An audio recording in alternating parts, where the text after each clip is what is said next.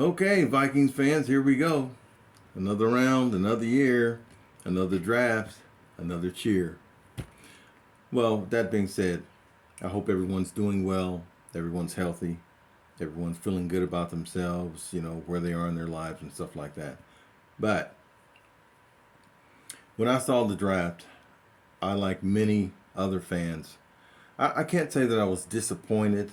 I was somewhat shocked in the manner in which the draft went down. And heading into this draft, I don't think anyone knew, other than possibly the team or the organization knew, what their plans were. Everything else was just speculation, whether it be from the fan standpoint or whether it be from, these mock draft people, experts, Mel Kipper, blah, blah, blah. You know, but I think overall, from my perspective, just from what I've gathered, from what I've seen, and not look, there's a lot of trades unlike previous drafts. Now I'll give them that, but when you look at things long term, and the goal of the draft is to basically find players that can either contribute immediately or contribute in some form or fashion sooner than later. But you still have that 4 or 5 year window with that fifth year option. So you really don't know what you're going to have until it plays out. Now, are there players that are just complete busts? Oh, absolutely. But that's throughout the draft with every team. Every organization is going to come across an issue like that. But as far as the mass is concerned, you want to bring in players that are youthful, that are contributors, and down the road, at the end of that 4 or 5 year contract or rookie deal, you will have the answers that you need. But initially, no, come on now. I mean, okay, the Jaguars and the Lions, even though we traded with the Lions and the Packers, okay, fine. I don't like the Packers or Lions any more than anyone else does. But the fact of the matter is, if you think by making that deal or that trade puts you in a better position, or at least gets you to the player that you covet, regardless of the round, regardless of position, or where others think they belong, or whether were subject to a good or bad move. Well, that's down the road stuff. So that's just more fodder to a grain of salt, basically. That's all it is. You don't know. And the more I thought about it, I just thought, well, you know what? We're just going to have to see. Now, are there some players that they did select that I think have potential? Oh, absolutely. I think Booth. I think Scene. I think Ingram, in terms of the guard position or potential center position, absolutely. Those are at least three of the draft picks that I saw, in my opinion, that could potentially be day one starters, just based on what the roster, you know, looks like as of today. But that could change because you still have White Davis. We have no idea what's going on with him. We don't know what his situation was up to this point. We don't know what it is right now. So now, if he, surfaces, with some of that potential that he had coming out of Ohio State, then, whoa, you've got a good problem on your hands. At least regarding the offensive line, and we've not had that luxury of stating that, what, a few years now. I mean, you've got the Garrett Bradbury situation where they've refused or they decline to exercise his fifth year option. So, what does that tell you? I mean, well, that was kind of obvious. I mean, that option should have been exercised a couple of years ago, to be honest with you.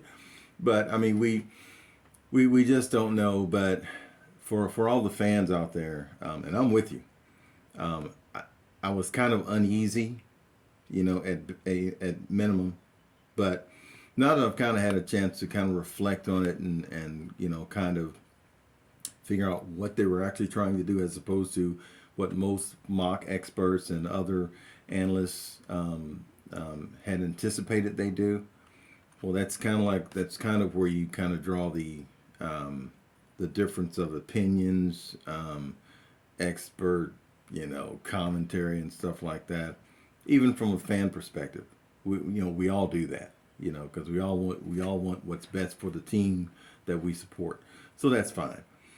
But in all honesty, it's just going to have to play itself out. Now, I do hope that we have at least 2 or 3 contributors from day one from this draft, just based on where some of the veterans are on this team.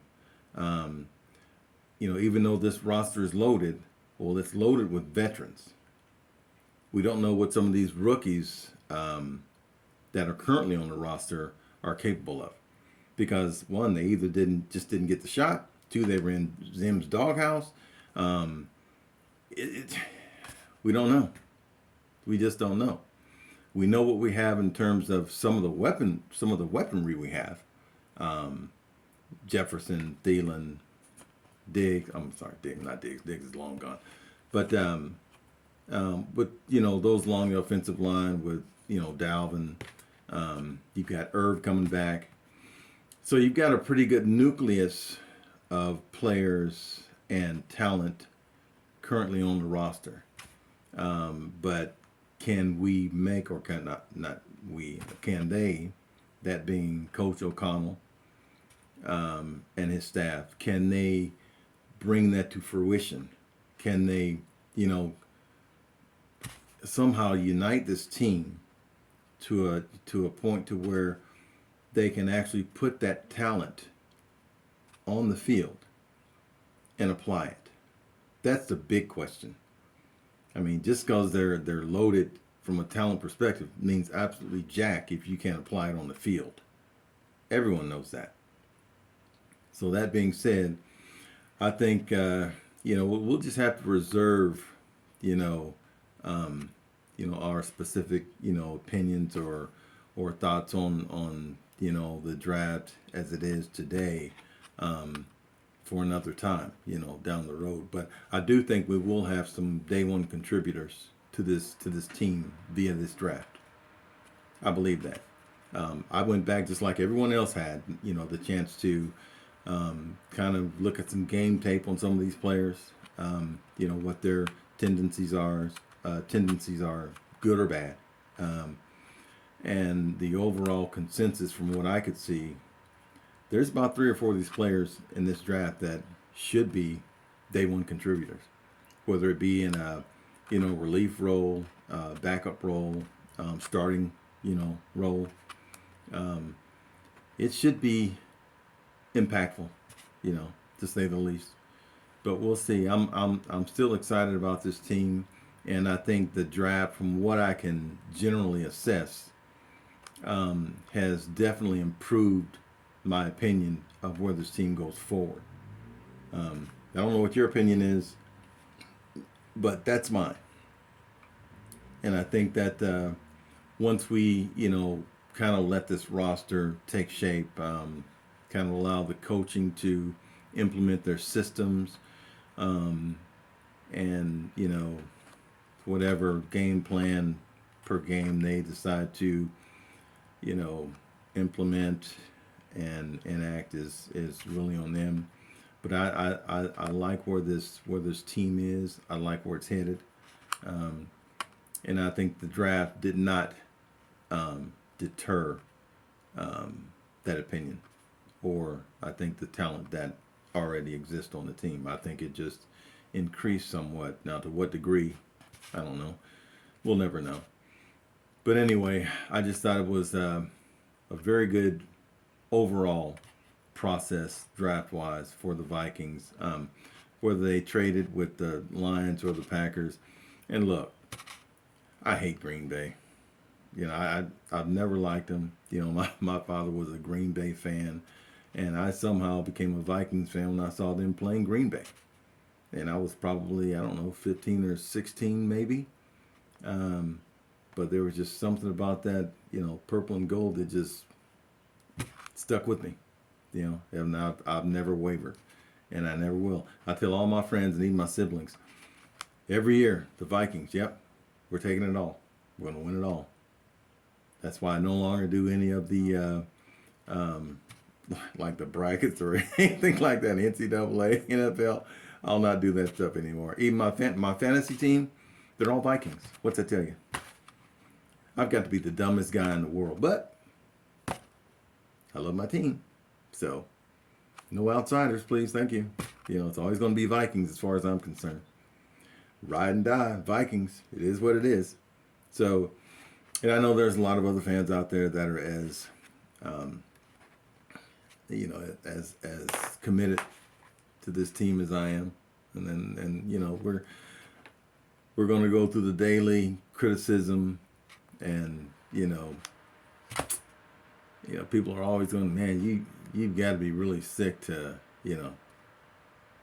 to support a team like that. Well, yeah, I'm not sick, but I just love my team. If you don't like it, that's fine. I mean, I'm not saying that that you're a bad person just because you view me as a poor sports fan and supporting a team that never goes anywhere. Okay, well, we've been to 4 Super Bowls. That's fine. It's been decades since that's happened. Okay, so what? It is what it is. But that doesn't mean that at some point they'll break that barrier, crack that barrier, and get over the hump. It pretty much happens for everybody. Well, except for Detroit. But I mean, it still has its potential of coming to fruition, and that's all I want. Win a Super Bowl, and then maybe win some more. So it is what it is, and I don't know what you guys think or how you guys feel about the draft. Like I said, you could look at this draft in any way, shape, or form you'd like, and come up with a fair conclusion or assessment. Because just like me saying or stating that it's a potentially good draft. There could be, potential starters out of this draft or contributors. Could be wrong. This could be the worst draft ever. And that's not understating anything. It could be. But it could be that way for anything. Any organization. So, let's just, I always try to pride myself in being positive when it comes to this team. Specifically, these past couple of years and this year in general, for the simple fact that talent level isn't going to stay the same. You've only got, your windows are always short-lived, and they don't stay open long. So, and depending upon what happens from, one year to the next, and, your player personnel, your movements, trying to rehash talent and trying to get that cohesion to where it's productive on the field. I mean that's an ever changing process.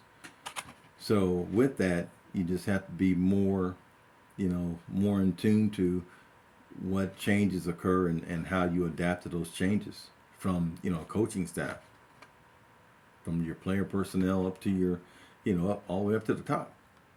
Because ownership plays a role in that as well. So it's just a matter of what we do, how we do, and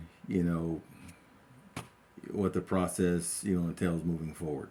So I hope that you guys really enjoyed the draft. I did, not just from an analytical perspective, but from a fan perspective. I thought it was pretty good. I mean, I was like, I was trying to find words to define how I felt when we were making all those trades, and I'm just thinking, man, why are we bouncing around this board like that? I mean, there's no point in taking these players when you clearly have more of the animated and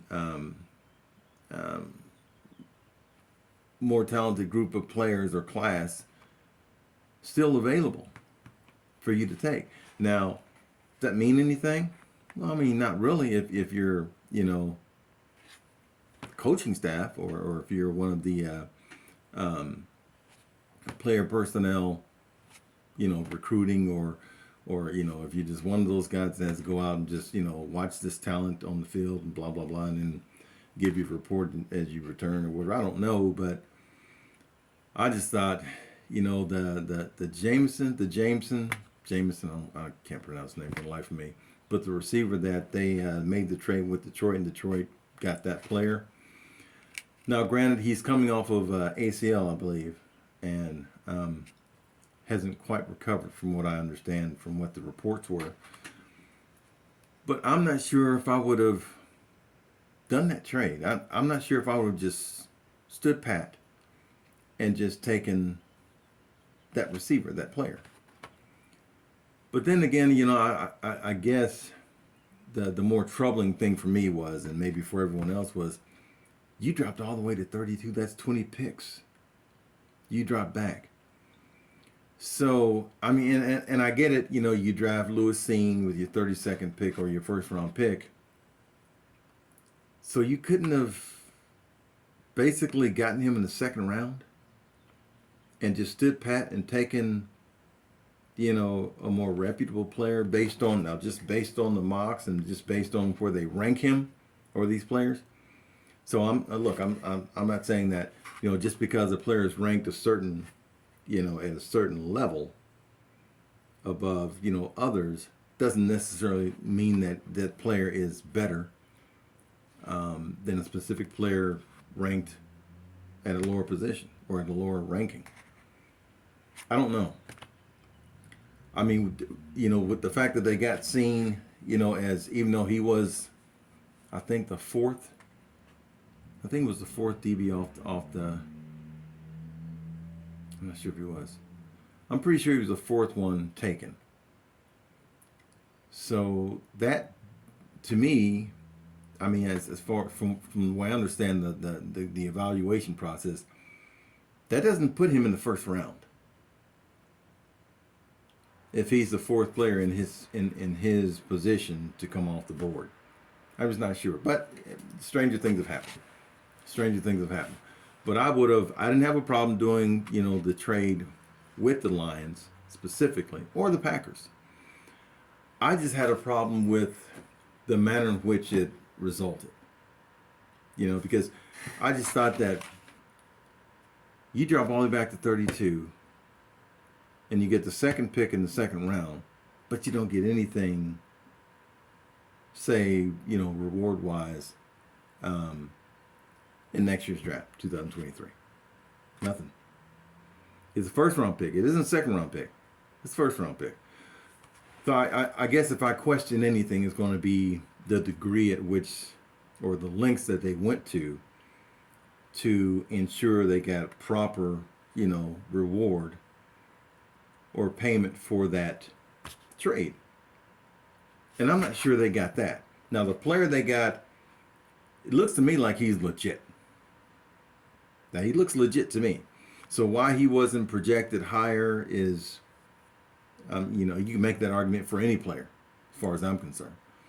But I do question why he wasn't projected higher than what he was and how he fell, according to, Minnesota, at least their draft board, because they apparently had him drafted higher on their draft board.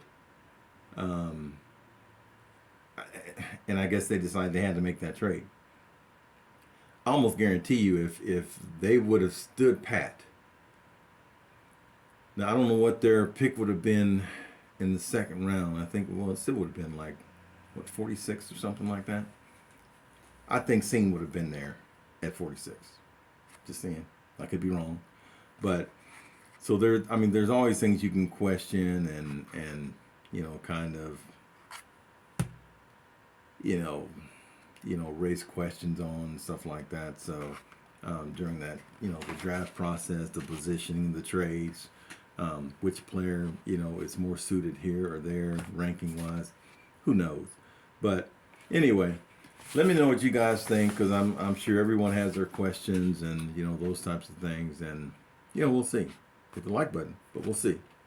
So hope you guys have a good one. it looks like things are starting to heat up in terms of the voluntary workouts. I think next week they're actually on the field doing implementing schemes, those types of things with the coaching staff and stuff like that. And Kevin O'Connell did say that he does like the progress of Kellen Mond. Now keep that in mind, because where was Malik Willis in this draft? I mean, did he slip all the way to the 42nd pick? 46? Somewhere around there? And the Vikings had a chance. They could have taken him. So the fact that they didn't, this is going to be a different podcast, just so you know. But just because, they didn't, they opted not to, I don't know what that says about, I mean, you can make the argument that it's refreshing news for Kellen Mond. But wow.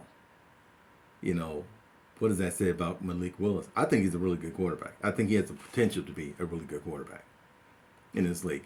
And if you listen to some of the pundits or some of the experts and analysts that say that, well, this is like a unique Michael Vick talent in Malik Willis. Well, if that's the case, then if that's what people thought, he'd have been in the first top. He'd been in the top 5. Somebody would have drafted him top 5 if that were the case. You don't sit up there and evaluate talent and then make the comments that this is Michael Vick-esque, and he's not drafted in the first round. Something's not right. And I'm not saying it's the player. It could be the organization. It could be a fit. It could be a lot of things. But to drop that far in the draft and be evaluated that high, something doesn't add up. So I'm not saying that's an indictment on Malik Willis, nor the teams that pass on him. I don't know. No one knows really. But anyway, so those are just some of the things you might want to think about as you go through training camp. I can't wait to get to the preseason. Oh, we have that London game with the Saints. So that ought to be a humdinger, if you know what I mean. But at least there's nothing at stake in terms of NFC Championship. I'm sure no one's going to be out to get anybody physically, but you never know. So anyway, good talking to you guys. I will talk to you in a couple of days. Be safe, be glad, be blessed, and we'll see you in a couple of days. See you then. Alrighty then. Bye-bye.